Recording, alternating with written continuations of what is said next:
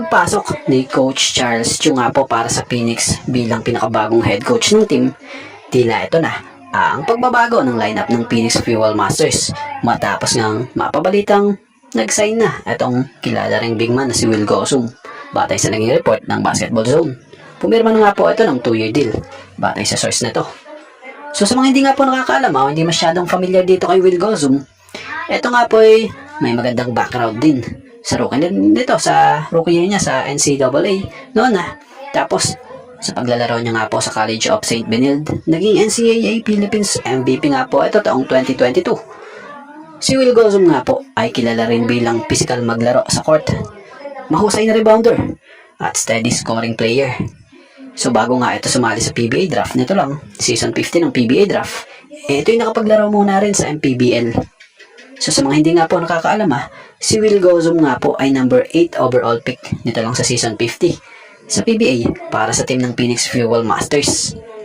So sa pagpasok nga po sa lineup ni Will Gosum para sa Fuel Masters, asahan na magagamit din ito dahil panigurado alam ni Coach Charles Chu kung paano gagamitin yung big man na ito. Dahil naging player niya rin po ito noon sa St. Benilde. So kagandahan pa rin po. Familiar pa nga rin po itong si Will Gosum kay Coach Charles Chu kung paano ito magpatakbo ng system sa team. So sa isang interview nga na nabasa natin ayon kay Coach Charles Chu, kiniklear nga po nito na familiarity will not translate into special treatment. So sa pagkakaintindi natin, mas gusto nga po nitong si Coach Charles Chu talaga na pinagtatrabahuhan yung minuto nito or minuto sa mga ensayo at maging mismo sa game para maipasok ka. So nais nga rin po nitong si Coach Charles Chu na mag-evolve nga ang laro nito, hindi lang sa pangilalim. Kumbaga, nais niya nga rin po itong ma-develop as a wing player dito sa PBA para hindi ito nagre-rely lang sa inside game nito. Kailangan nga raw nitong improve yung shooting nito, particularly from the perimeter, para nga raw mag-fit sa Phoenix system. So, tiwala naman si Coach Charles Chu rito na mag-i-improve or madi-develop ito dito sa Phoenix. DJ Fenner, isang Filipino-American at inaasahan yung magiging top PBA prospect ito. At nito lang, may nabasa nga tayo credit po sa isa sa kilalang mahusay ring sports writer dito sa ating bansa, like Sir Snow Badwa, kung saan tila nabanggit nito na itong si DJ Fenner is locking in for the PBA Season 51st drop. So balita pa rito, may mga MPBL teams rin raw na balita yung nagpaparamdam dito para kunin or papirmahin siya ng 1 season deal para rin mapanatiling mainit sa laro ito o sa madaling salita, kondisyon ito habang hindi pa tapos ang PBA 50th season.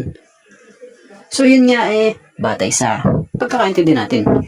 So para nga sa opinion naman natin dito about dun sa naging tanong nitong si Sir Snow na is he the next target for the Gin Kings? Okay ba sa inyo mga kabarangay? So wala namang masama kung maging next target ito ng Gins kung sakali, dahil si DJ Fenner is a legit two-way wing capable of sliding down to the guard spot, touching defenses with his scoring and locking down opponents with his length and athleticism. At sa mga magtatanong kung anong height nga ba nito, siya nga po ay 6'6". So kung tutusin, noon pa ito, napapabalitang di umano'y gusto na rin sumali talaga sa PBA draft, kaya lang, di nga natin alam kung bakit hindi ito nakalahok noon sa nagdaang PBA draft. Pero sa paparating, abang natin. Sa mga hindi nakakaalam pala, may mabigat nga po itong bit-bit na resume, itong si DJ Fenner.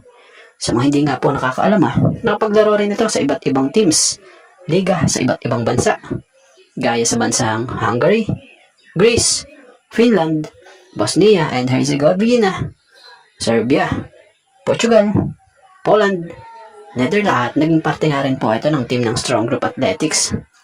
So ano masasabi nyo at opinion nyo nga po sa player na ito?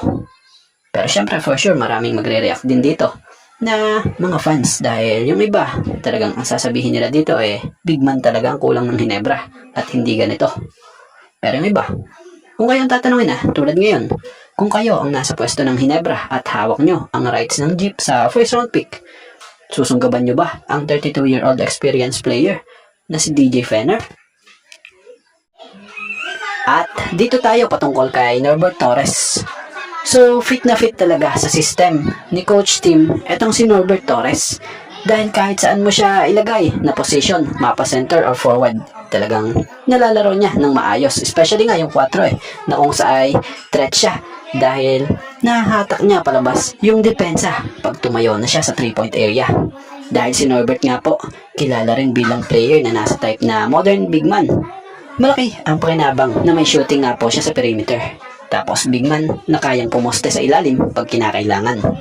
Buti na lang talaga na sinunggaban ito ng Hinebra noon dahil nung mapunta nga po ito sa Hinebra, itong si Norbert, bit-bit nga po pa din ito yung kanyang mataas na kumpiyansa. So looking forward nga din na mas magiging effective palalo ito next conference. Dahil kailangan na kailangan talaga ng Hinebra ang tulad niyang big man dahil malaking import nga po ang kanyang mga makakalaban. So ano masasabi nyo kung kayong tatanungin about sa naging performance nitong si Norbert Torres this Philippine Cup nang maglaro siya sa Hinebra? At bago nga ang lahat, baka naman po pwedeng makahingi ng isang subscription para sa ating channel or pakifollow na rin po kung nagustuhan nyo ang ating mga basketball update. At kung ito na may makakabigat para sa inyo, kahit isang like and share na lamang po. Maraming salamat po.